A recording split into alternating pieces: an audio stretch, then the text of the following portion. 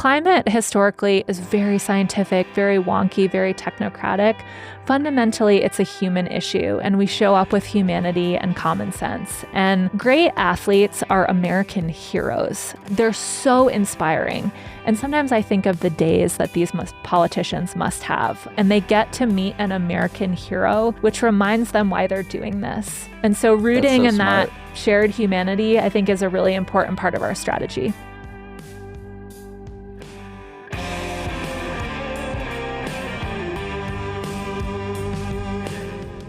Welcome to Long Run Labs, a weekly podcast from the team behind For the Long Run, telling the stories of those running the outdoor industry where endurance and entrepreneurship meet.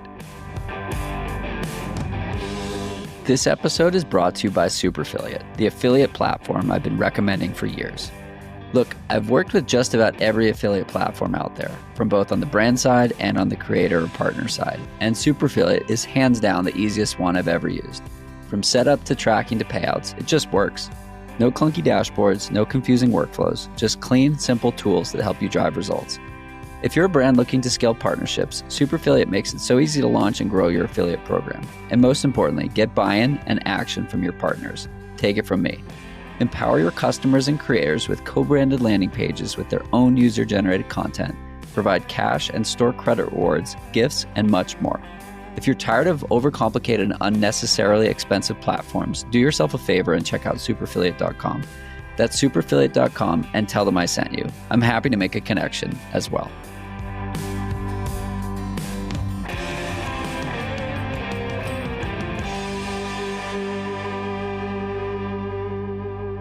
And welcome back. We have Erin Sprague joining in Boulder, Colorado. Erin, thanks so much for taking some time to chat. Excited to be here. We can throw on some running shoes and take this on the road, do some mobility, whatever you're feeling. We have all the tools in this room to do all those things. But the first question of the podcast isn't, do you want a Cheribundi or a Scratch Gummy or Tailwind high carb mix that's sitting over there? But the question is, who is Erin? Well, I want all of those things. Who is Erin? Well, I'm so excited to be here. We're going to talk a mix of climate and outdoor and running, which is basically my entire life. I grew up in the Adirondacks, spent most of my career as a sport executive in ski, bike, and run. And while I was in the snow industry, woke up to the climate crisis and get to work with POW today, which is a combination of climate and sport, and live in Boulder, the most magical running place in the universe, and have 2 daughters, and just love to be here talking about 2 important topics. So we'll start on the running side. When did running enter your life? I started running when I was 13. My dad was a big runner. He's a New York State police officer, a homicide detective. So I had 0 boyfriends in high school. It was definitely his fault. And he... Sitting on his porch cleaning his gun? Totally. And I feel like that's a country song. Yes. My childhood in a nutshell. And he was a big runner. He was a track and field athlete. And one day I just started following him. And at the time I was playing a lot of team sports. I was pretty young. And I grew up in this beautiful place with a lot of trails, lakes, and a really great running team at my high school. And I just fell in love with it. The simplicity, the joy, the endorphin rush, the challenge. And running has definitely taken different forms in each stage of my life. I raced in high school, I raced in college, and after college, it became more about, how do I discover the world and try new things? And it has become a mode of self-discovery, a mode of survival in some cases. Today, I'm probably most accurately called a mom jogger who runs a bunch of marathons, but it's always been there. And it has delivered a lot to me in community and learning and in connection. How has your why evolved over that period? We're just diving straight on in off the deep end. I love it. We just met and we're just going to go deep. I would say early on or at different stages in any runner's career, there's a point where you really care about speed and you care about like, how fast can I be? How good can I be? What is my actual potential? And that was true for me early. I've sort of spiked in that sometimes in my life, but over time, I have found different personal definitions of success in running. And so a lot of my running initiatives have taken me all over the world. So my why has been like, how can I discover a new place? It's been, how can I like just get through this race when maybe everything isn't perfect? I would say like today, it's very rooted in self and community discovery. And you run with someone I'm working with, Larissa. Shout out to Larissa Rivers. Shout out Larissa. I mean, run with her. I like try to keep up panting. But yeah, she's been a friend for a long time through many different careers. Our kids are similar ages. And I love that about running. Like I'll go to a city and I'll be like, I have a running friend here. They'll meet me at 5 a.m. for a speed workout. Done. And we all know those are some of our closest relationships. Yeah, it's awesome. I was talking with someone yesterday on the podcast, and he was talking about how like when you walk by someone in a restaurant, there's no connection, right? When you walk by somebody in a supermarket, there's no connection. But when you run by someone on the street, you know that both of those people are working. Like there's that connection of we're doing something that's hard. We may not be doing it together, but we're both a part of the same community and we're doing something that's worth doing. And it's just like such a cool connection that we can reach out to someone in a random city and be like, hey, will you meet me at 5 a.m.? And the answer is often yes. That's so insightful. I love that realization. And like, no matter what city you're in, you know, sometimes it's like a big joyful wave. Sometimes it's like the shuffle nod, like you're doing fitness, I'm doing fitness. We're both out here suffering. And you have this moment of recognition.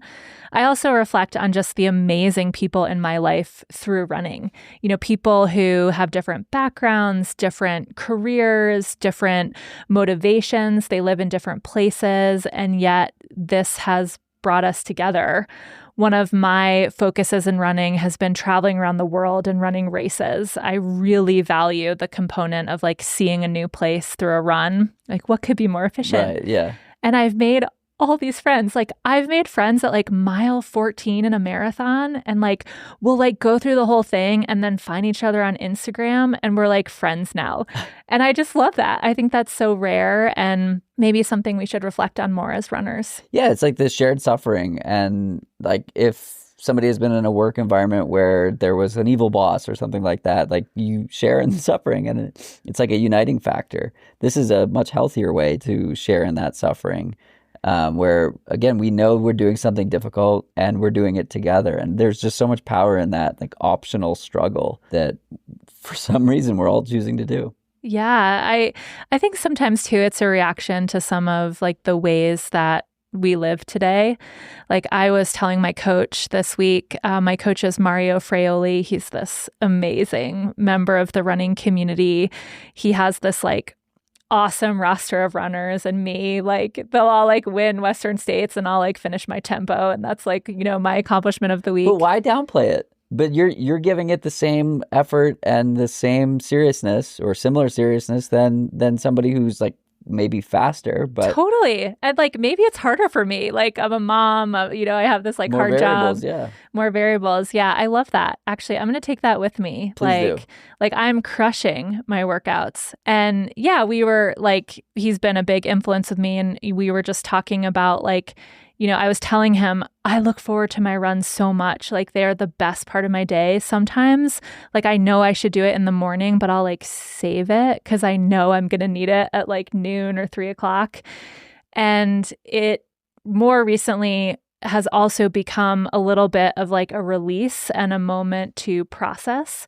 And I find in those instances, like I actually can't run as fast. Like there's actually like only so much like hard stuff your body can take. Life juice. Like, yeah, like, you know, like I had this point in time where like I was moving and switching jobs and working on something really hard. And I was like, oh, my runs aren't going well. And it's like, well, yeah, you have a lot going on.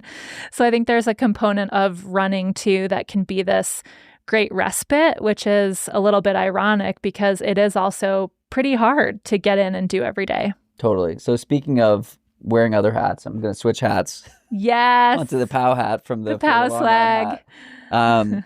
So one of those hard things that you do is you're the CEO of POW. What is POW and how did that come about? Protect Our Winters is a community of outdoor athletes, skiers, cyclists, runners. We're very poorly named. We're all seasons. And the idea is to connect athletes with climate action. Climate is like this big, scary thing. We all know it's happening. We're all a little bit scared and anxious about it. And it is very hard to solve the problem as one person.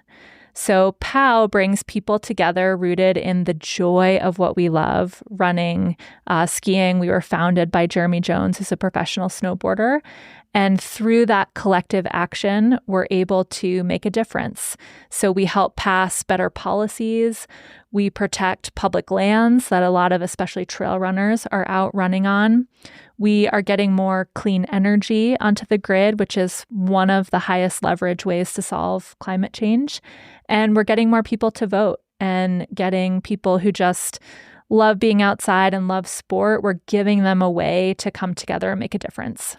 I love it. One of the through lines that I've had with this, and for the long run, the 2 podcasts I host, has been the focus on green initiatives and things that we as individuals can do that, as you said, are high leverage. It's not recycling, it's solar. Mm-hmm. It's not composting, it's EVs. And like there are little things that feel impactful. There are little things that feel big or small or meaningless. And it's like, how do you figure out like the minimum viable thing to do to feel like, not just feel like you're having an impact, but to actually have an impact, where we do know that much of what's going on is due to some very large companies and policies that they have. But still, in aggregate, as individuals, there's a lot that we can do, which is why in 2021, I partnered with a solar company. I've recently partnered with another solar company, Alpenglow Solar and Service, here servicing Colorado. It's run by Colleen Clark, who is a previous guest on this podcast. Yeah. And she's amazing. She's probably going to listen to this episode. So if you're in Colorado and need solar, reach out and I'll connect you. I partner with the local Volkswagen dealer as a way to put people in EVs and more broadly, just like talk about what's going on in that landscape. And I guess we're going to have to publish this episode before September 30th because stupidly, the $7,500 federal credit goes away on September 30th. So EVs become more expensive. And right now you can get one at Emic for $150 a month, which is like crazy. We're leasing a second one tomorrow, actually. So very long preamble to say, like, I've wanted to have a conversation like this on the podcast, but I don't really know how to answer the questions. I'd rather probe and ask the questions around, like, how should we think about these types of things and where do we begin to have impact? So you said that getting clean energy on the grid is one of the highest leverage things that individuals, that we can do. So tell me more about what that means and why should trail runners care, or why should runners care? Well, first, that preamble crushed. So when we start climate talks, we actually use some ski terminology. And I typically ask people, do you self-identify as green, blue, black, double black? And no judgment. Like, we're all moving through a journey of learning and getting better at this, me included. That was full double black. So I just want to reference that. So let me take a step back. So when you think about climate, one of the things that makes it so hard is that we can't just clean up a beach or do something small to solve it. It is rooted in the way we as humans consume energy. So the way that we travel, the way we heat and cool our homes, the ways that our local grid, to get a little wonkier, is structured and the sources of energy that are going onto that. And one thing I like to emphasize is individuals actually don't have a lot of control over those decisions. Certainly we can make choices, and we have choices now in choosing a heat pump, in composting, in getting solar. But this is a systemic problem. And the systemic problem is primarily caused by fossil fuels. Fossil fuels cause more than 75% of greenhouse gas emissions, more than 90% of CO2 emissions. And so the challenge is we aren't picking the best source of energy. And not only that, like if you came to me and said, oh, yeah, but like all this new green stuff, like, is it expensive? Is it harder to implement? Do you mean like solar Yeah. and wind? So solar and wind are also cheaper. And if permitting works and we move them forward, easier to scale more quickly. Even residential solar? Yeah, like there's a lot of disinformation out there, and something that a lot of people don't understand. Let's start with the first argument, which is like one of the primary motivators. It is cheaper. Solar and wind are cheaper sources of energy because they're technologies. So think about like oil and gas and coal, It's a like product, right? you pull it out of the ground, it's a commodity. So that pricing curve looks very different. The geopolitical risk in that looks very different. Solar and Meaning wind. like the source, like the country it comes from. Absolutely. Solar and wind are technologies where over time, that technology, the deployment of it, the storage, the recycling, every component of it becomes better. Just like our TVs went from like big, huge, clunky boxes to like sleek, flat things that like fit on my wall. And so I love to like help people just like experience the joy of these energy sources. Like, not only are they going to create cleaner air, more stable temperatures, they're going to be better. And I think we lose that feeling of abundance and improvement as humans. And like, by the way, we live in like the greatest technology country on the planet. And there's just so much to look forward to in how these technologies can be deployed. But right now, they are being stopped by fossil fuel interests. And, you know, like POW is very pragmatic. We're bipartisan. We work on both sides of the aisle, but we also have to be honest about what's happening in our political situation right now.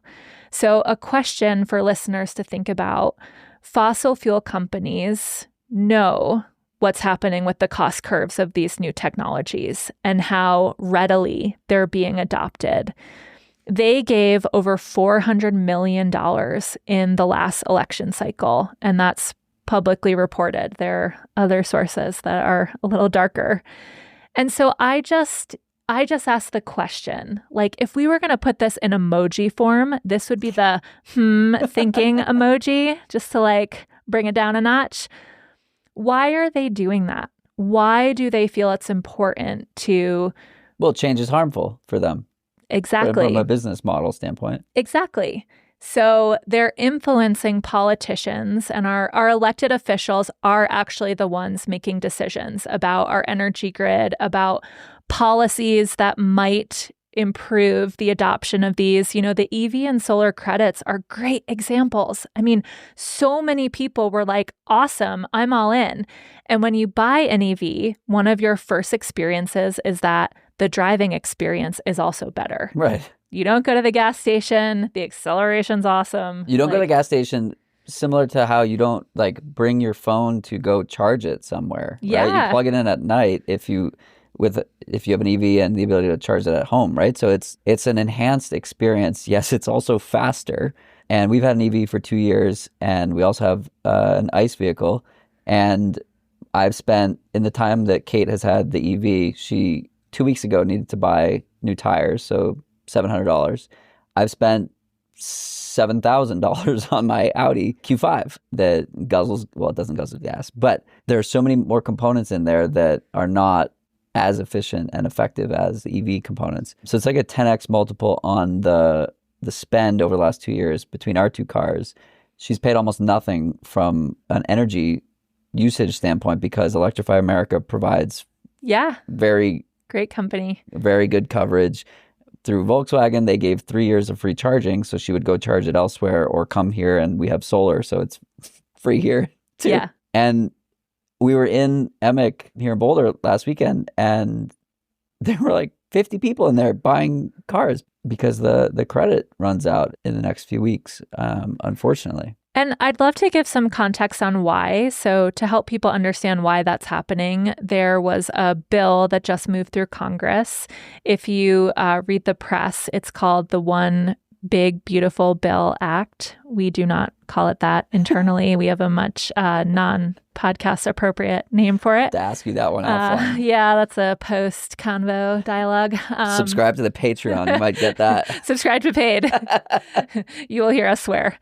But this bill, so, when a bill moves through Congress, like think back to like high school government class, like this was like your textbook in action. It moved through a budgeting process, which means you only need a simple majority among congressmen and women, not 2/3, which is how most normal bills work. And climate legislation typically moves through budget processes because it's hard to pass. So if you think back to the biggest, most landmark investment in climate progress in U.S. history, it was the Inflation Reduction Act. Compare that name to the One Big Beautiful Bill. We got some comms advice we need to give some people. But the Inflation Reduction Act invested, almost $400 billion. It's like why we have these credits. That's a 30% federal credit on solar, residential solar, and the $7,500 EV credit. It was all designed to accelerate this market. This is still a market that's in its early stages. Market mechanisms aren't totally working yet. That's why you see a lot of venture capital making investments. And a lot of it is big infrastructure, and it needs policy to move forward. It was really smart legislation. It was investing in great companies. One I love is called Rewiring America. They're getting homes on cleaner sources of energy. Fast forward to today, this recent legislation basically reversed all of that. So something Not basically. Yeah, like maybe to a higher degree. Yeah. Thank you for calling that out. So where we had the best climate legislation in history, and like in a moment where we urgently need to solve this, we have now gone backwards. So the first question we need to ask is why?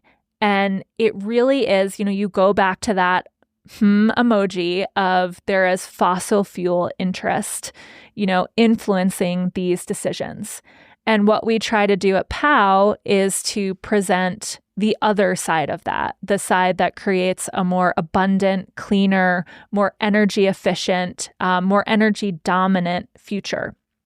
So the other comparison I like to make, and I want to explain this because I also think it's important to think, well, what could our legislators be thinking? And so the Trump administration has basically declared a strategy that we're going to invest in natural gas, coal, oil versus what China is doing.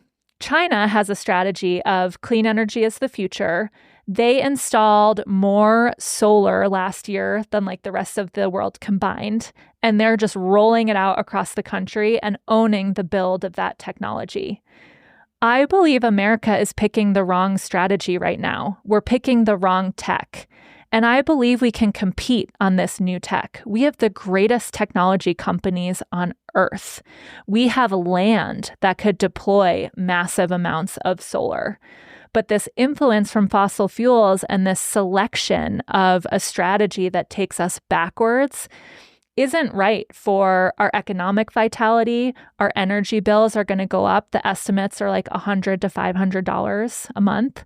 We are going to have less energy security because we are going to remain totally hooked on these sources of fuel that are not the future.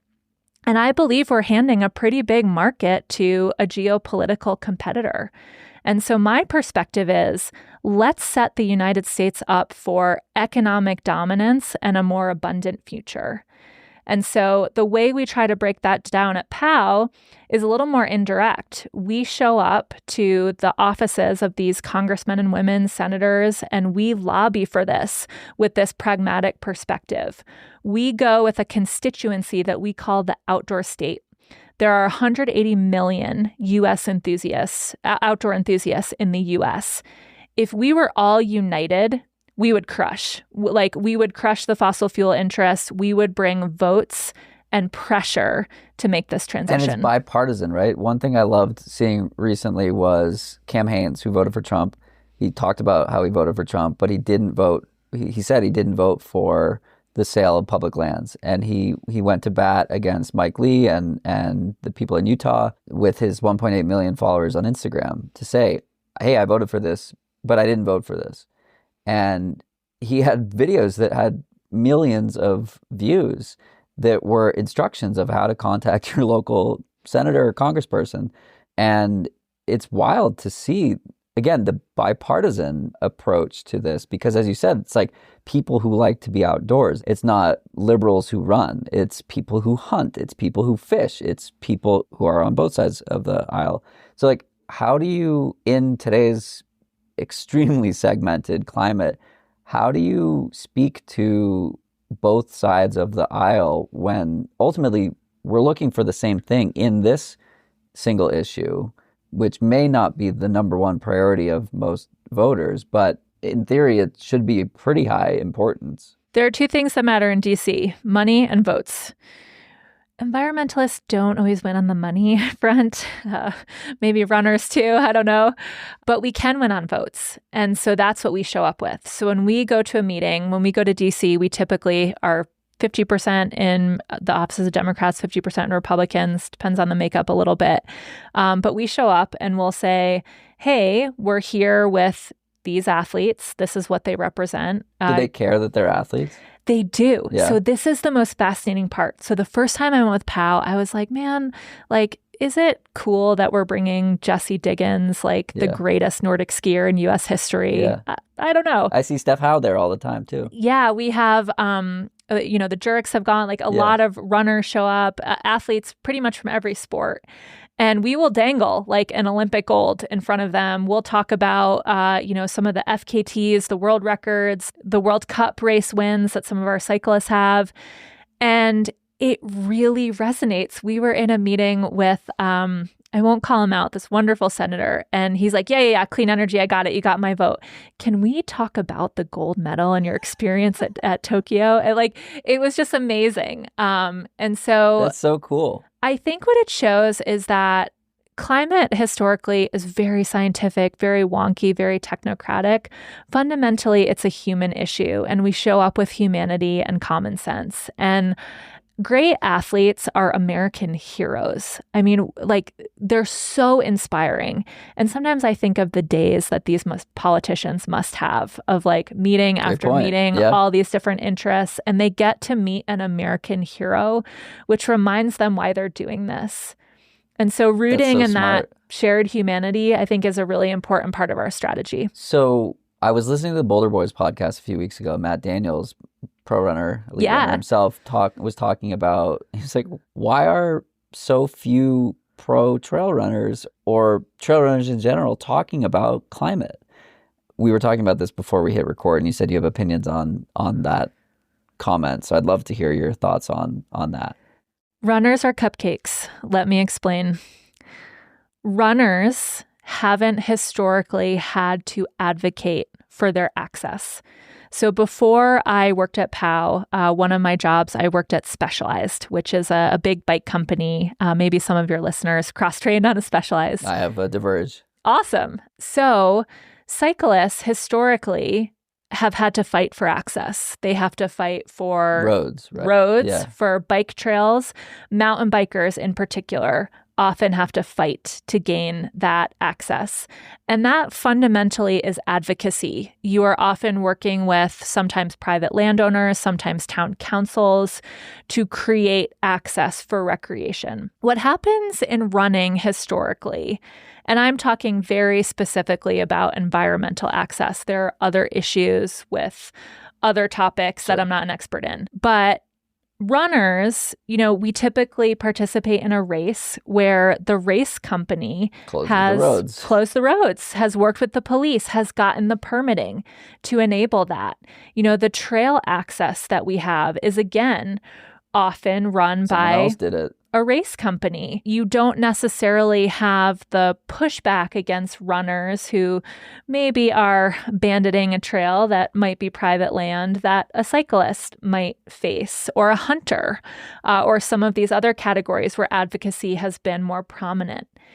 And so what I've seen shift that has been both terrifying and exciting is that runners are now directly impacted by climate change. So I was talking to a runner in Texas the other day who told me that she has to get up at 3 a.m. and it's like still hot and she can barely handle it. One of my dear friends lives in New York City, and she called me last year and said, we have smoke. Like, we're not used to this. How do you run with smoke? And I'm like, oh, I live in Boulder. Yeah. Hold my beer. Yeah. Like, this is every day for us. But now smoke is showing up in New York, in Minneapolis, in places that were considered climate, if not havens, like immune from some of these effects. We're not. There are no climate havens. And so we're all impacted by this. You know, I believe races are going to start shifting. So as a marathoner, I look at a September race and I'm like, no way. If I want a PR, I'm running in November. You have to set up for optimal conditions, which has really changed. When I started marathoning 20 years ago, it wasn't like that. September was prime racing season. So runners are now directly affected. And where I feel a lot of hope is that runners, when united, are a force for change. We have the numbers in running, we have the passion, we have bipartisanship, we have common sense, we have people in both urban and rural areas, and that's really important. So we're focused on running. Like, if you want to get involved in climate, come talk to us. Jenny Jurek is our run team captain, and she is leading like a wave of runners to start to show up for climate advocacy. Shout out to the Jureks. Yeah, they're awesome. We have the book here. And the other piece is that demographic is also often heavily involved in capitalism and capital interests and financial, more likely than the average American to be in a strong financial position, which comes with power, I suppose, is one way to put it. Absolutely. I mean, power to influence political decisions. A lot of people underestimate companies are a really important voice in climate. At POW, we work with about 100 companies. You know, Deckers is one, Patagonia, REI, Burton, you know, name your awesome, inspiring outdoor company. And they see climate solutions as business continuity and reducing future economic risk. It's why the outdoor industry was so prominent in the recent fight for public lands. And so one way that individuals can often build more of a collective is to get involved through their company and through the economic arguments for climate solutions, which are very strong. Hi, friends. Are you enjoying this episode? That's great. Would you do us a favor? Copy the episode link in your podcast player and share it over on LinkedIn with one thing that you're enjoying about the conversation. This is a new show, and we can't wait to continue to grow this new platform. Doing this will help more people find the podcast and make sure it's all sustainable. Thanks in advance, and enjoy. Hey, Jonathan here, and if you're tuning into Long Run Labs, chances are you're someone who's building something, a brand, a product, a community in the outdoor or endurance space. You know what it takes to push boundaries and think long term. But here's the question. Are you investing in yourself the way you invest in your business? That's where Eternal comes in. Eternal is a performance health company built specifically by people like us, for people like us, high performers who treat their lifestyle like their work, seriously. Whether you're a founder, marketer, athlete, or all three, Eternal's mission is to help you better understand and optimize your health for the long haul. Their Performance Physical is a 2-hour in-person assessment available in New York City or San Francisco, including metabolic testing, mobility assessments, over 70 blood biomarkers, and a full movement screen, all interpreted through the lens of endurance, performance, and female health for the women, not just general population averages. There's also the Foundations Plan, available in 7 states for now, with more coming every week, which starts with a deep blood panel and translates your biomarker data into an actionable plan, including what and when to eat, your supplement needs, all based on your training, and personalized and reviewed by sport-informed physicians and dietitians.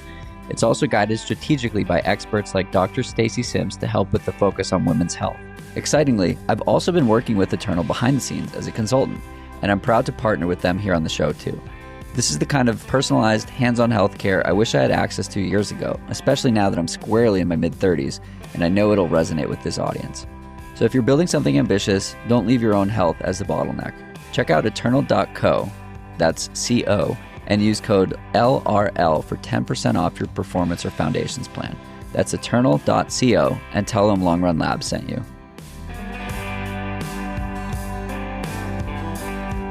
So let's say I'm a runner and I'm listening to this podcast and I'm like, wow, yeah, this makes sense. Erin knows what she's talking about and I agree with everything. I want to do something. What does that person do?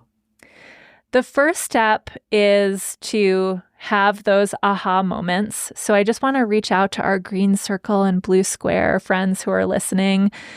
Climate advocacy is a journey. And so you can start with just simply understanding things a little bit more. As you start to unpack this onion, there's a lot that you just keep learning. I've been working on climate for about 4 years and there is so much to learn. It's one of the reasons I love it because it's how we eat, how we travel, how we heat and cool our homes. It's literally everything we do as humans. So step one, honestly, just learn. Give yourself some space and time. Listen to podcasts. Shout out to Where the Climate Things Are with Addie. Oh, yes. That's a good one. Yeah, she's one of our POW Alliance members. She's so awesome. And they host these running meetups in different cities. Patty O'Leary is one of our other great runners. They call it Climate Strides. And so you can go for a run and learn about climate. Talk about efficiency. Yeah, right. This is what every busy corporate runner wants. Right. Tell me what I need to know during my 400-meter repeat. Perfect. So that's step one. And I really like to create some space for that. Step two is to join something larger than yourself. POW is one example. You can go to our website, sign up for Team POW. It's free.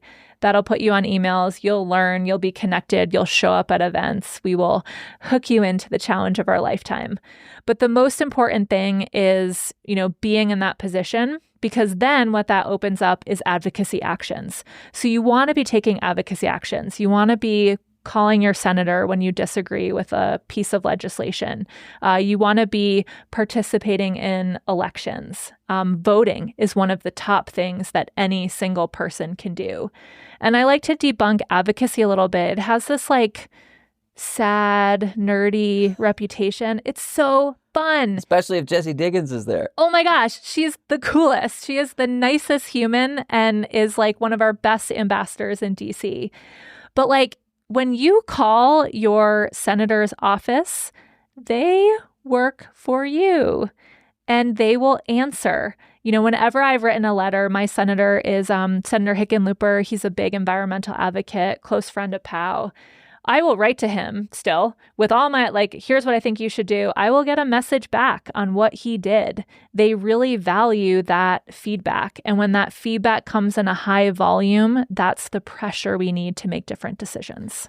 Is there some data analysis of we're getting tons of messages about this, so we should care about this? How does that feedback loop get closed and in a good way? Yeah, it takes a lot. It takes tens to hundreds of thousands, depending on the issue. One of the best examples is in the recent legislation that we were talking about that reversed all of our climate progress, the One Big Beautiful Bill. There was originally a provision in there to sell off public lands. So people who live in the Western U.S. understand public lands. Those are lands that are really owned by all of us, that are managed by the federal government. There are less of them, on the East Coast. They're really important for recreation. They're often adjacent to places that people travel to. They influence local tourism economies. They're one of America's best ideas. When they get sold, they are gone forever. So think if you're a politician, you're looking to raise money. Let's sell some of our land. Let's sell 1% of our land. We have a housing crisis. Let's use it to build affordable housing. First, don't ever believe that argument. That land does not go to affordable housing. It will go to developers. Prime real estate. Or terrible real estate, really far from infrastructure. It tends to kind of fall in those two pieces. But when public land gets sold, the highest bidders are often extractive industries, logging, oil, gas. So not only Have we sold off land that we will never get back and that isn't super usable? We've caused environmental harm.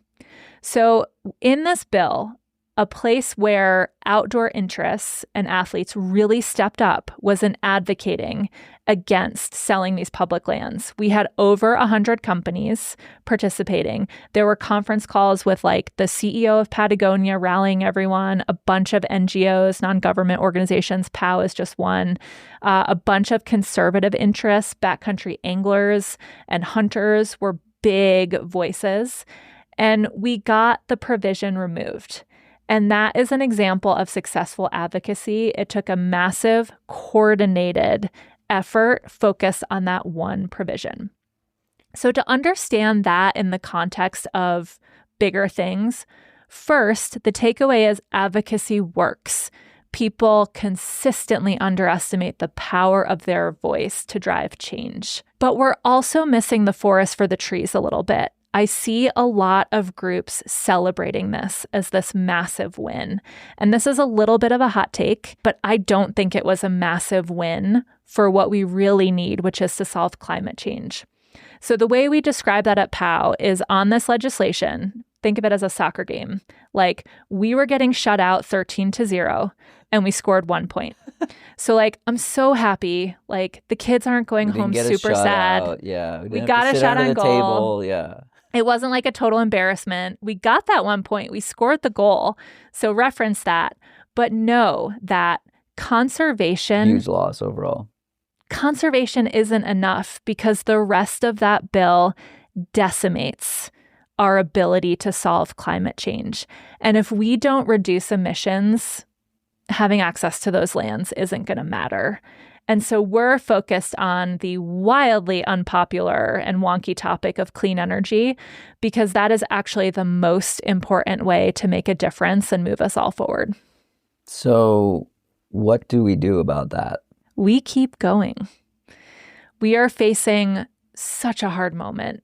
And I just struggle as a human. Like, I just want us to get along. And I truly, like, it makes my soul sad that clean air, clean water, and a healthy planet have been politicized. Politicized, thank you. To the degree that they have. Like, I think about my kids and I think about their future and But why is it politicized? That's the part I don't understand, that there are so many components, and maybe you don't know the answer to this or maybe you have a hypothesis, I don't know. But like, there are so many components of this that in theory should be bipartisan. In theory. Is it really just the money in the fossil fuel company and all roads lead back to financial interests? I believe that that is the biggest factor. And if you think about the history of the fossil fuel industry, we have known about climate change for a really long time. They have had the science that this was happening for a long time. And there have been multiple rounds of disinformation campaigns. One of the biggest ones, this is another moment for our emoji. A lot of people don't know that the carbon footprint was actually invented by an oil company, by BP. They commissioned an ad agency to develop a campaign to place the burden on individuals. And so, again, like the recycling and the composting and yeah. And so, they did that knowing that a lot of those don't actually work. So in the past 40 to 50 years, about 10% of what we put into recycling bins has actually been recycled. We don't really have the municipal infrastructure and support. That being said, keep recycling. Like, we have consumer behavior, which is really important. But this is showing some of the nuances of this. So there was a massive public campaign to recycle that had to do with plastics, which have oil. And there was a massive public campaign on the carbon footprint. This is like some serious Darth Vader marketing. Like, I am a former marketer, and like, if you want to convince people to do something, convince them that like you're making progress in a way where you actually aren't. Like, this is like Sith Lord level. And what it has done is, I talk to so many people who feel so much guilt about their carbon footprint. And they'll say things like, I can't call my senator. I can't advocate publicly as an athlete with an Instagram following because I take airlines, or I don't compost, or, I don't have an EV yet. And that was all developed by a intentional campaign to make us think that. We don't have control over what fuel goes into an airline. You don't have another way to go see your family when you need to. This movement isn't about taking those things away.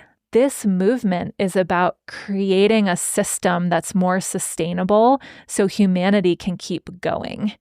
And that is honestly what I feel like we're up against at this point. So in aggregate, what are the actions that an individual can take outside of voting and contacting senators and Congress people? Join a movement, be about something bigger, and place pressure on our elected officials. And I just want to emphasize voting, like this is not a small thing. So the biggest party in the US aren't Republicans or Democrats, it's non-voters. There are way more people who don't vote than people who are making these decisions that affect us all. There are 8 million environmentalists who don't vote. These are people who would vote for elected officials to make good climate-focused decisions. And so if we can just get these people to vote, another fun thing I learned about voting is that one of the top ways to convince people to vote is actually just peer pressure. Like, we're all still sitting at the high school cafeteria. Yeah. Like, if you wave around the fact that you're voting and you're proud of it, it is actually likely to convince someone else to go do it. So like the I voted stickers on Instagram are actually doing something. That's why we do that. That's a tactic. Canvassing, texting, calling. We work with organizations in every election cycle where you can do that. Those really work. I talked to a lot of undecided voters in this last round and convinced them to go vote. And it's crazy to me that there was a point in time where people didn't have the right to vote. And this apathy has set in. And I get it. I think people get really frustrated with our elected officials. Both sides, there are flaws with both sides. Some are bigger than others. But it's what's the alternative? Where else can I go? Yeah. And so we run a campaign called Stoke the Vote, where we're just trying to get people excited about it. We do a Strava challenge where you walk, ride, or roll to the polls. And we're trying to make it more fun. But getting people to vote is actually one of the top things you can do. And I think it's important not to underestimate that. What are some of the other things that have surprised you that are effective or ways to, I don't want to say evangelize, but motivate someone to care? So many aha moments in climate. One of my other ones, and this is a real tribute to POW. So we were founded by this big mountain snowboarder, Jeremy Jones. He's skiing lines, snowboarding lines that that would be a death experience for me if I ever went down these lines. He early on identified the importance of policy, but that it had technical arguments in climate are probably what I'm trying to say. We were missing humanity. And he founded POW rooted in our communities and what we love and the things that bring us joy. And so one of my surprises has been that we have to provide these stories of hope and actual connection and actual experiences versus just hammering everyone with the facts and the data and the research. And I think climate has underestimated that a little bit. And where I see change really taking hold is in what I call subcultures. So POW is one. POW is a subculture of these just mountain town people and outdoor people who love to go to the brewery and get a beer and go for a mountain bike ride. And then we talk about boating. We went to the Leadville race last year and we had a panel on clean energy at the finish line. And people were like, this is unusual. Why are we talking about clean energy? We all just biked 100 miles. We're like, why not? And gave out some hats and everyone was happy. But these sort of unexpected combinations are really important in getting more people engaged in this type of issue. On a similar path, how do you interact with sustainability and capitalism? How much time do we have left? The calendar invite said 3:00. Hours. Yeah. Sustainability and capitalism. Oh my gosh. Like, first, companies have sustainability teams. Man, like, I so feel for the people trying to run a sustainability team within a company that is relentlessly focused on its bottom line. Right. And what's happened is these leaders are held to these just silly standards. We have all these reporting structures on like whether you're moving the needle or not, that if you talk to a sustainability leader, they're like, yeah, a lot of it's bullshit, but like we got to measure it. And I'm like, can we fix that? And actually, some of the best company sustainability leaders, I see these leaders at Burton, at Cotopaxi, at Patagonia, REI, they're all focused on advocacy and the role that their company voice and influence plays to drive change outside their own walls. And I think that's an interesting evolution. I think that's sustainability 2.0. It's the system we have and it's imperfect and it has to be at the table. And I think the more that we can work within capitalism to drive solutions, they're not going to be perfect, but they're going to bring us forward. And that's what's most important. What about the like material component of sustainability? And right, like capitalism suggests that we should sell things, buy things, and replace them constantly. That's what we're told, right? That's in direct opposition with sustainability, which is don't buy things you don't need, et cetera, et cetera. Like I had a Nathan vest that lasted me 12 years. To me, that's sustainability. Shout out Nathan. Right, I agree. exactly. Yeah. And like so much so that I finished a race and my friend David Lamb posted an Instagram story of me finishing and someone DM'd him saying like, get this man a vest from this decade. Yeah. Like to me, that's sustainability. And it's less about like this shirt is made from recycled materials and more like this shirt will last 10 years. What sort of interaction does Pau have with that conversation? It's a great conversation. You're outlining one of the top principles. We need to stop making cheap, disposable shit, basically. And I think there's been some good consumer backlash against that. I mean, I notice like in our family, we're really focused on quality purchases in everything. I also think there are other solutions. I think companies have developed resale programs. I think companies have done a lot of great work in their supply chain and the types of materials and partners they're working with. And all of that's super important. Like this is a part of a whole. And as consumers, we have the choice. You know, we get to choose when and how we replace something. We get to choose what brands we purchase from and what's important to us. And I just love meeting runners because they're so technical on that. Some of them are so proud of their 10-year-old vest. And I've ran in it till it fell apart. I know. I like have the same stories. Like I have some things like literally from high school that I just love. And, you know, like many people listening to this are probably product leaders. We should all be owning that and pursuing that because it's the way that like it just makes a better life. There are also a variety of resources that exist to upcycle. And so here in Boulder, we have Boulder Sports Recycler and like there are really cool products in there that some person in North Boulder got and decided that they didn't need anymore. And it's a, $10,000 bike you can get for $3,000 or like some climbing material or running product or hiking something or other.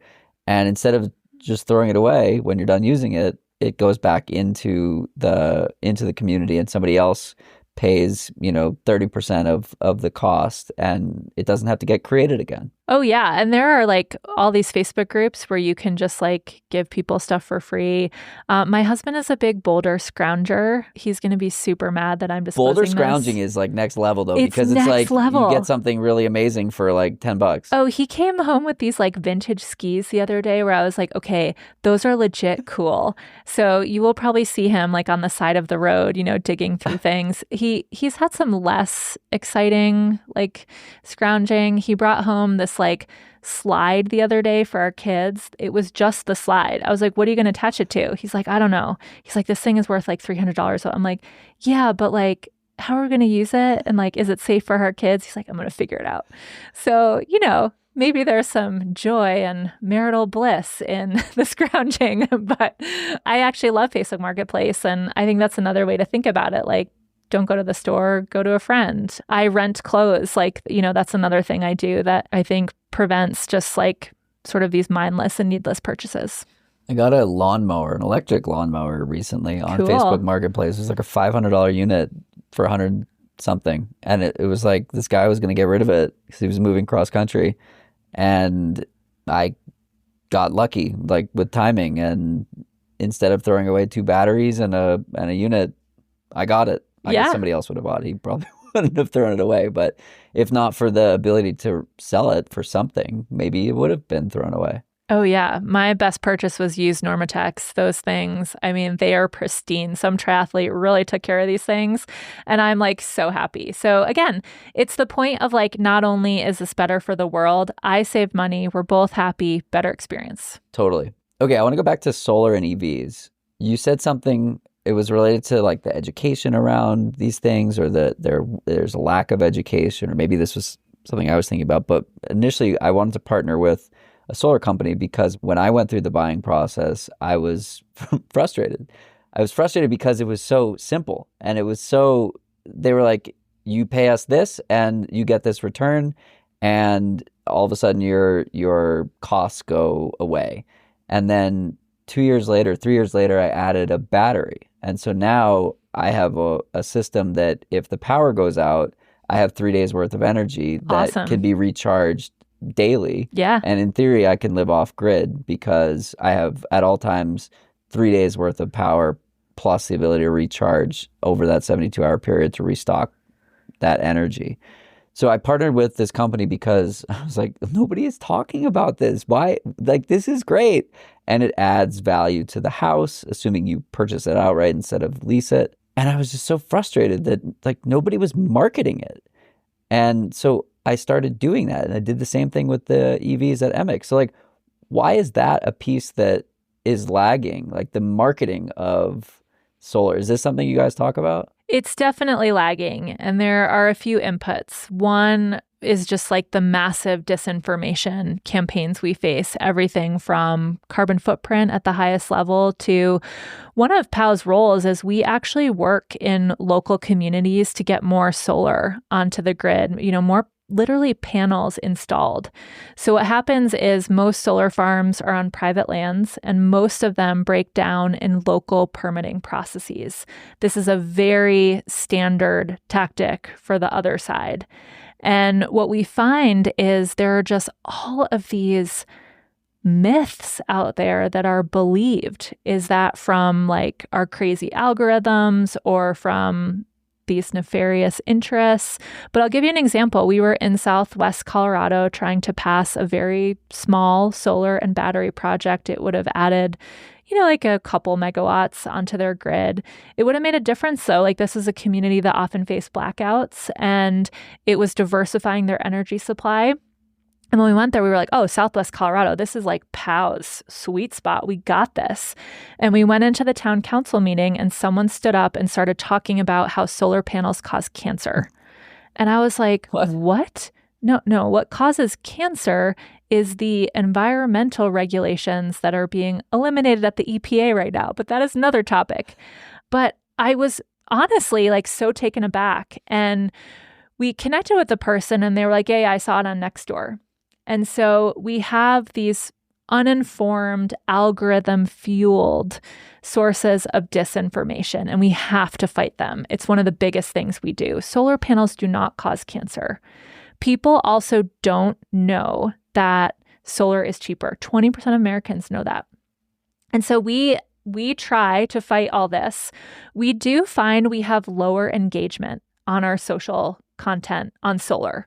So our top performing posts are typically like education content. We'll try to really break down climate into these like relatable moments. Unfortunately, our natural disaster posts, get a lot of feedback and comments. Those are increasing. Solar is low.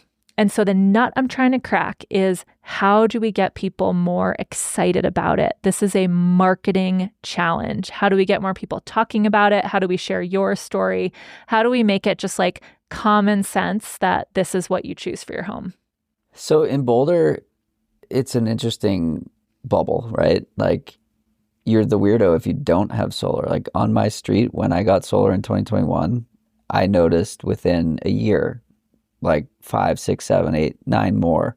Now, if you do a loop of the neighborhood, it's like 50%. Yeah. And so you talk about peer pressure. It's like a keeping up with the Joneses to have solar. And initially they were like, do you care about the color? Do you care about the position? I was like, I don't care because in this neighborhood, we have have solar. Yeah. And it's like a thing you do. And it's like you're making a statement, right? Again, Boulder is a unique place where people seem to care a lot about these types of things. And I don't know how you replicate that in other places, but it was interesting. So like after I partnered with, it was Freedom Solar at the time. They were operating in Colorado, Texas, Florida, et cetera. They've scaled down a bit. But like I went on this barnstorming tour of like telling the stories of the people at the company because I was trying to humanize the company. Awesome. That's a great approach. Yeah, it was great. And I had a chat with the CEO, Brett, and he's a mountain biker. He's done Leadville a bunch of times. And it was just like one of the most listened to podcast episodes. It was a dude just talking about his experience with depression and alcohol. And there's like this crazy relatable story. And he just so happens to be the CEO of a multi-million-dollar solar company. And it worked, right? So they paid me for the partnership and I returned them like more than 10x what they paid me. It was like 13x. And then they started sponsoring other people in the sport. They sponsored Gwen Jorgensen. Oh my gosh, I love this. They a couple other people purchased solar, and I was like, because initially what I said to them, I was like, I'm going to show you that I'm not unique, right? I care about this, but a lot of people like me also will care about this, and then you will sponsor them, and then you will be successful. I was like, pay me $20,000 and I'll deliver you $100,000. It was multiples of that. But I was like, let me prove this to you. And I did. And so they paid me $20K. I returned them $350K. And I was like, why is this not happening? Do it more. More. Yeah. Right. And so then they sponsored Gwen. And I think she put solar on her house and she had a couple of people do it. But I was like, I really like expensive things from a marketing standpoint because it's really easy to drive impact. I don't like expensive things for liking expensive things. I like it because it only took 7 transactions to drive that the $350K return. So why is this not happening? Why? Yeah, it's interesting. I've worked at food waste and HVAC consumer companies, companies that were making a composting product and a heat pump. And they were companies, I mean, they're exceptional in their brand marketing and they totally got it. But I remember when I worked there, we felt like a minority in bringing a consumer marketing perspective to those industries. It was part of their differentiation. And they both heavily invested in influencers for the reason that you're talking about. It was because the return was obviously there. And it was almost like you needed a trusted voice and a more human perspective in the product.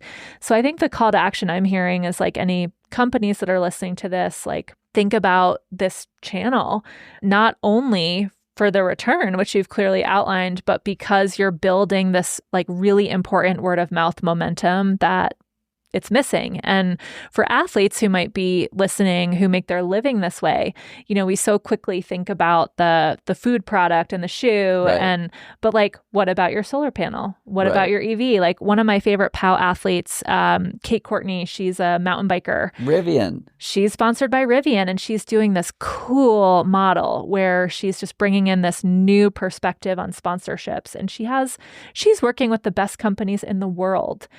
Colleen Quigley, who's about to start an awesome new women's running team, she has a new perspective on sponsorship. So I think there's innovation happening on both sides, and bringing together these two pieces feels like an important next step. Yeah. And again, the economics, like it's nice to think that, hey, I'm going to do something good for the world, but the economics work. Yeah. Right? That it's closing the loop of like, this isn't charity. Exactly. And that's why adoption curves have increased. Like, this is where your question on capitalism comes back around. Like, the economics have to be better, Right. and they are. Now it's like just the classic challenge of like, how do we get this out there more to more people? And so like the awareness work that we do, like I think we actually have a top of funnel problem. Like, we got to get more people knowing about this. Totally. And then once they do, the conversion is pretty straightforward. Yeah, if you look at the cost of EV ownership, as we were talking about before, like to recharge a car that will go from 20 to 80% battery, so it adds, call it 200 miles, 175 miles, it's like $5, $6. For me to get that additional range in my car, that's $40, right? That's like a meaningful difference. Oh, by the way, I can do it at home. Oh, by the way, I can do it for free because I have solar on. So it's like, once you piece these things together, all of a sudden it's no longer like this feels good, it feels like the right thing to do, but it's like, I'm actually saving a lot of money by doing it this way. Absolutely. And, that's where I think things are going to shift. I also think, the younger people that are sort of growing up now, like the conversations I have with my children, they understand climate change. Like, they will ask, Mom, when it's hot out, is this because of climate change? I'm like, well, weather versus climate, how technical can we get during bath time? But how old are they? They're 5 and 7. Wow, great work. And like, they go to elementary school here and they learn about all of these things. And like, they are little eco warriors. And so the challenge we have is, how do we steward their growth, into an era where some of this transition starts to happen more naturally? Because as they face their first decisions, they're going to make better decisions with better product availability as the tech matures. But the challenge with climate is it really is urgent, and energy systems need time to transition. So you can't have this like crazy activist perspective that like tomorrow we change need it to overnight. Yeah. It doesn't happen that way. And that's where I actually think there's hope in this actually happening. But we got to get on it. And we just passed massive legislation that's going the wrong direction. So the 2026 midterms and the 2028 presidential election are really, really important to having elected officials that are going to take this on. When most people vote, there's actually exit polls that measure what people care about. And about 70% of people care about climate, but 7% of people prioritize it when they vote. And the issues that are ahead of climate are interesting, like reproductive rights was ahead of climate in this past election cycle.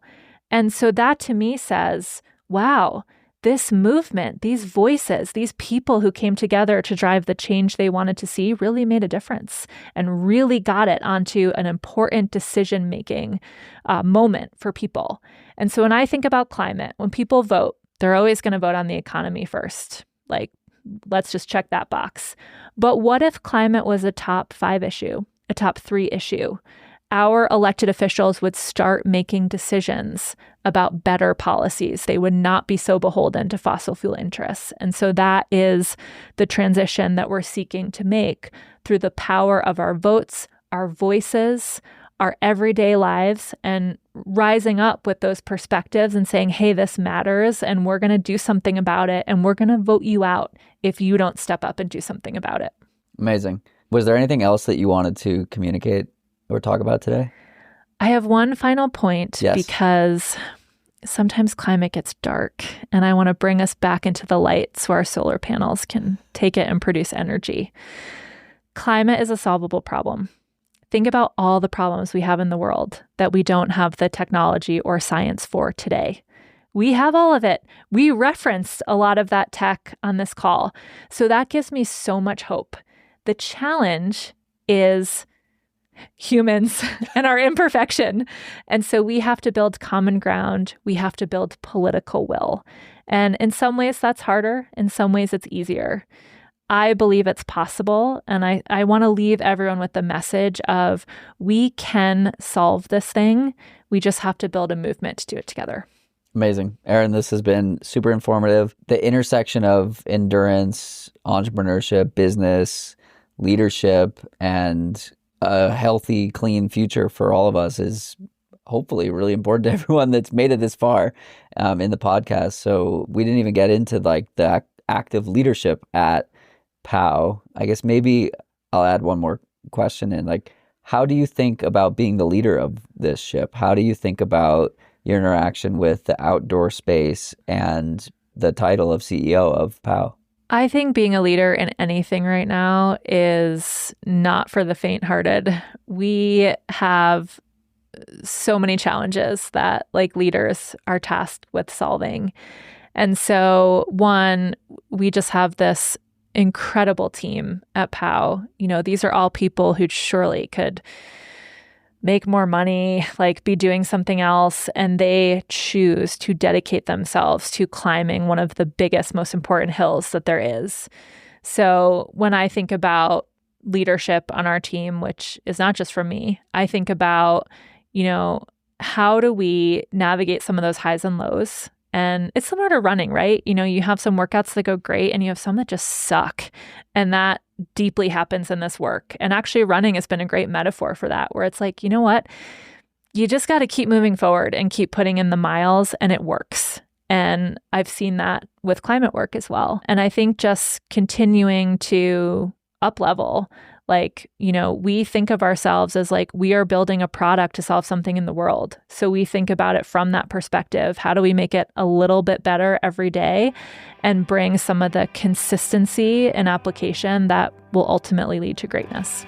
Amazing. Erin, thank you for this conversation and for all you do at POW and for the world.